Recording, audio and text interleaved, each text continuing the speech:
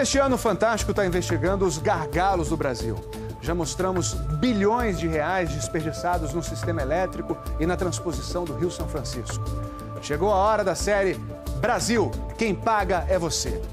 Sônia Bride, qual é o tema dessa noite? Tadeu, hoje nós vamos falar de ferrovias e portos. No preço de tudo que a gente compra, 20% são custo do transporte. Dá R$2 em cada 10, Tadeu. É muita coisa. E a consequência a gente vê. Este ano o Brasil teve uma super safra de grãos. E a comida ficou mais barata? Não ficou. Isso porque o preço do transporte fica mais caro ano a ano. De 2003 até 2011, o frete desde a lavoura mais do que triplicou. É uma situação absurda, Sônia. E essa conta acaba sendo de todos nós.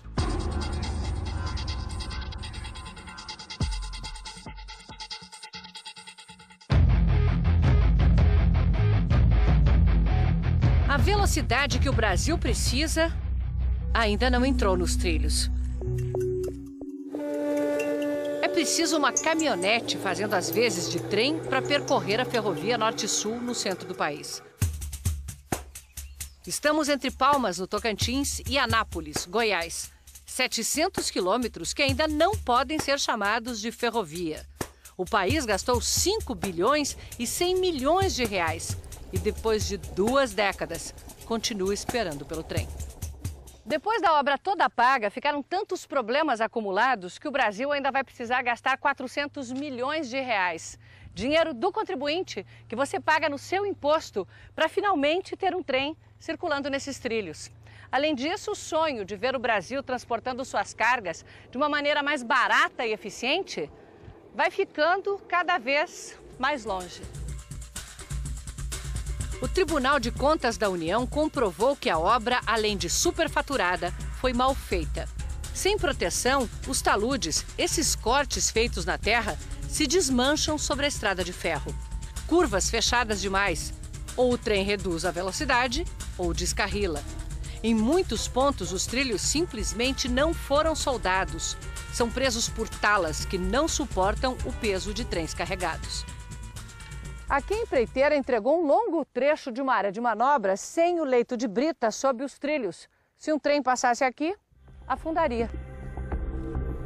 E tem mais. Não há um pátio de manobra sequer no caminho. Portanto, não tem lugar para permitir o cruzamento de trens que vão em direção contrária e nem lugar para carregar ou descarregar. São mais de 700 quilômetros desde Palmas, no Tocantins, até aqui, já dentro do perímetro urbano de Anápolis, em Goiás. E aí, faltando apenas 6 quilômetros para chegar ao pátio de manobras e ao fim de linha. Não que esse pátio exista. Depois do túnel, tem o espaço e as pilhas de trilhos que, de tanto tempo estocados, estão perdendo a garantia. Para o IPEA, o Instituto de Pesquisas Econômicas Aplicadas, esse é o tipo de situação que o Brasil não pode mais permitir se quiser se desenvolver. É hora de fazer bem feito, agora. Porque não adianta fazer um projeto vagabundo, começar uma obra e daí a pouco isso dá com os burros na água, né? Ou com os trilhos frouxos, literalmente. Ou com os trilhos frouxos. Ou trilhos moles. Só agora o Ministério dos Transportes constatou que o aço dos trilhos comprados na China não tem a dureza necessária e, por isso, a capacidade de carga deve diminuir. O prejuízo é contabilizado dia a dia pelas empresas do Distrito Industrial de Anápolis. Só desta aqui saem todo mês caminhões que percorrem 300 mil quilômetros fazendo entregas. O transporte hoje para a nossa empresa representa em torno de 30% do custo final do produto. Com a ferrovia, o custo poderia cair, criando as condições para expandir os negócios.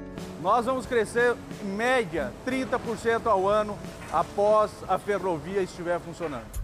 Para o atual presidente da Valec, a empresa do governo encarregada de construir ferrovias, a obra atrasou e ficou tão mais cara porque foi feita sem um projeto executivo. Não necessariamente aquilo que foi feito a mais significa um dano ou um prejuízo ao erário, mas evidentemente uma falta de planejamento.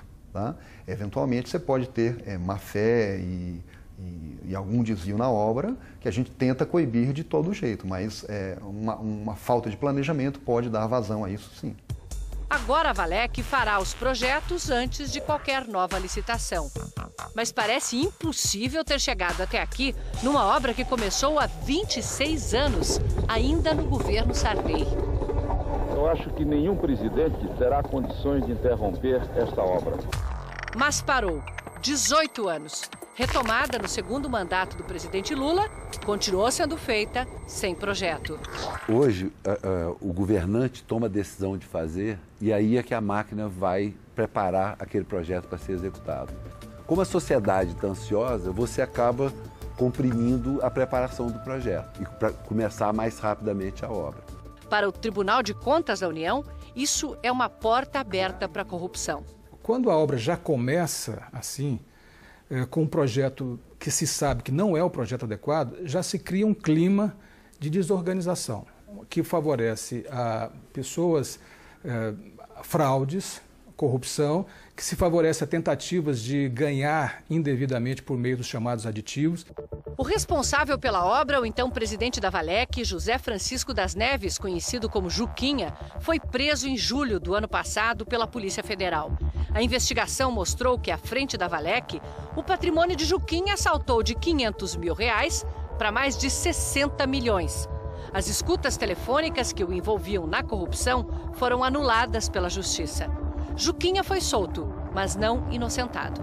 Ainda responde a processo por desvio de dinheiro das obras da Norte-Sul. O advogado de Juquinha diz que vai provar a inocência dele na Justiça. Bernardo Figueiredo preside a EPL, a empresa de planejamento de logística, criada pelo governo no ano passado para fazer os projetos de infraestrutura antes de as obras começarem. A EPL prepara um mapa de transportes que inclui 10 mil quilômetros de ferrovias para escoar as cargas do país. A missão da empresa é inverter essa lógica de desperdícios.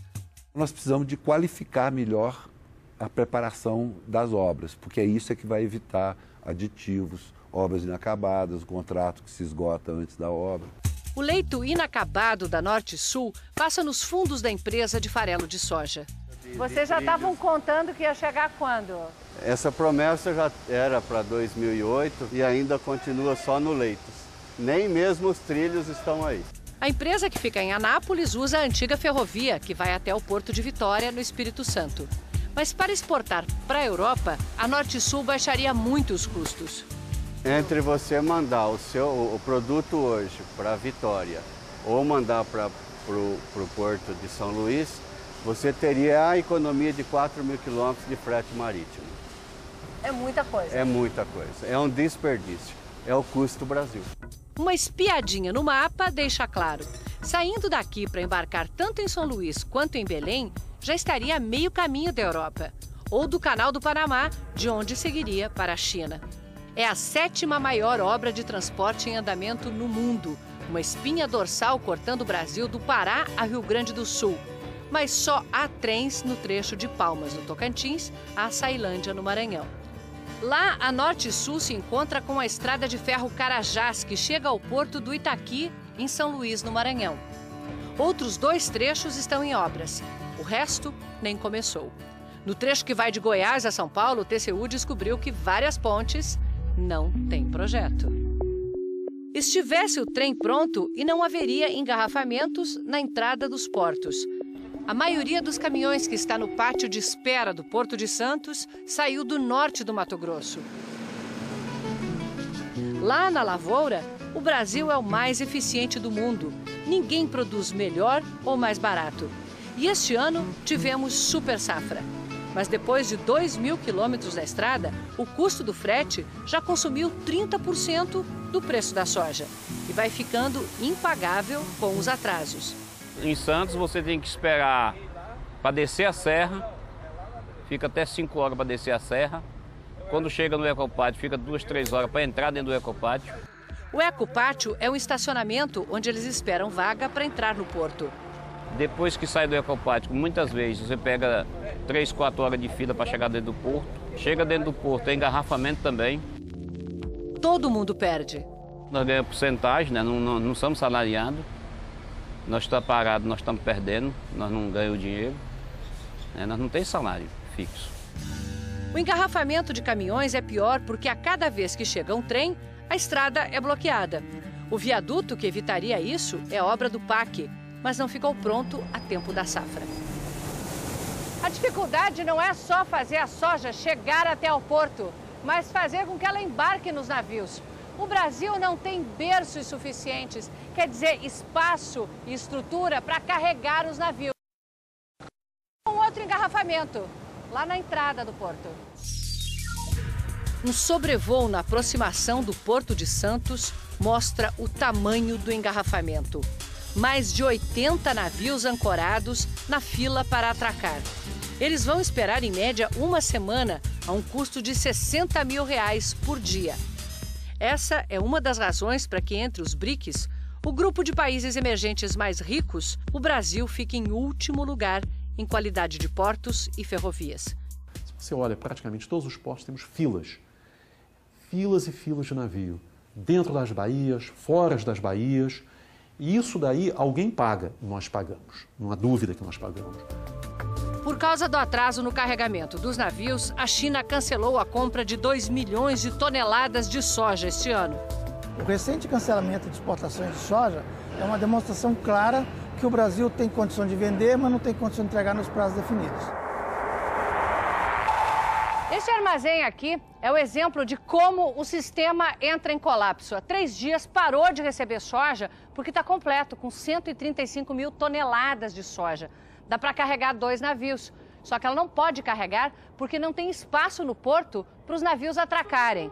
Vai ter que esperar mais 15 dias para começar a carregar e a receber nova soja. A empresa dona deste armazém divide apenas um leito com outras 3. Assim, só consegue carregar 2 navios por mês. Pelo menos um gargalo começou a ser resolvido. Desde sexta-feira, os serviços públicos como Receita Federal, Vigilância Sanitária e o Ministério da Agricultura estão trabalhando 24 horas por dia nos portos de Santos, Rio e Vitória.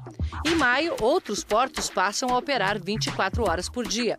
Só isso deve aumentar a capacidade de embarque e desembarque em 25%, segundo a Secretaria Especial de Portos. Pela primeira vez, o Brasil fez um planejamento a longo prazo, de maneira que nós sabemos o que o Brasil precisa de investimentos até 2030. No ano passado, nós movimentamos mais de 900 milhões de toneladas. Em 2030, deveremos movimentar 2,23 bilhões de toneladas nos nossos portos. Os investimentos previstos são de 58 bilhões de reais, a maioria da iniciativa privada. Na outra ponta da ferrovia Norte-Sul, a soja já chega de trem, apesar de ainda em volume muito pequeno, porque a principal região produtora ainda não tem acesso à ferrovia. Aqui no Porto do Itaqui, no Maranhão, o problema não é a falta de berços. Esse aqui é novinho, ficou pronto em dezembro. Só que não pode ajudar a escoar a super safra, porque não tem armazém para estocar os grãos e nem esteira para carregar os navios. A obra do terminal de grãos ainda está na terraplanagem. Ao lado, num terminal privado de uma empresa de mineração, mais de 3 milhões de toneladas de soja chegam de trem todo ano. É fácil ver como é mais eficiente. Um trem de 80 vagões é descarregado em 8 horas. A mesma carga precisaria de 240 caminhões e 60 horas de descarga. Só que para embarcar no navio, essa soja precisa dividir esteira com ferro. Quando um embarca, o outro para.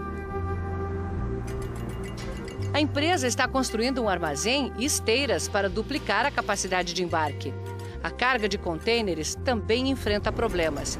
No Porto de Santos, muitos navios, depois da espera, saem com espaço vazio nos porões, porque por falta de dragagem, a entrada do porto é rasa demais e não permite carga plena. O operador do terminal diz que seus preços de operação são competitivos, mas aumentam muito por causa do acesso dos navios e dos caminhões. O custo, então, está em chegar e sair do porto? O custo está exatamente em chegar e sair do porto. Se você fizer um comparativo, o custo de um transporte de contêiner de São Paulo para cá custa mais ou menos R$ 1.200. Isso equivale a $600. Com $600 você atravessa a costa americana, da costa leste para a costa oeste. 4.300 quilômetros pelo que pagamos por 120 quilômetros. É que lá vai de trem. Se a ferrovia Norte-Sul estivesse pronta, o Brasil também sentiria o impacto de redução de custos. E, em vez de esvaziar, encheria os cofres públicos. De 2007 até agora, teria faturado 12 bilhões de reais, suficientes para pagar a obra e lucrar 50%.